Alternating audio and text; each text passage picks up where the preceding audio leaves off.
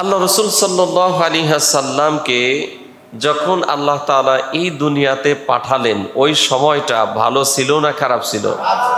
আপনাদের সবার জানা, জাস্ট একটু মাশওয়ারার মতো করে আজকের জুমাটা আমরা কথা বলবো ইনশাআল্লাহ। ওই সময়টা ভালো ছিল না খারাপ ছিল? এতটাই খারাপ ছিল যে কারণে ওই যুগটাকে সকল লেখক, গবেষক, চিন্তাবিদ, সাহিত্যিক সবাই বলেছেন আইয়ামে জাহেলিয়া। আইয়ামে জাহেলিয়া মানে অন্ধকারের যুগ। কিসের যুগ বলে? আল্লাহ রসুল যখন এই দুনিয়াতে এসেছেন, আল্লাহ যখন পাঠিয়েছেন, ওই যুগটা ছিল কিসের যুগ? অন্ধকারের যুগ বা আইয়ামে জাহেলিয়া।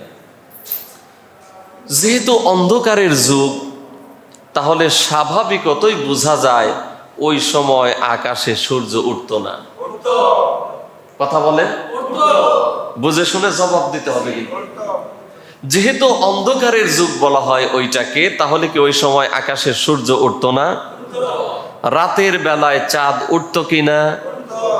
এখন যেভাবে সূর্য ওঠে পৃথিবী আলোকিত হয়, এখন যেভাবে চাঁদ ওঠে পৃথিবী আলোকিত হয়, ওই সময়েও সূর্য উঠত, পৃথিবী আলোকিত হতো।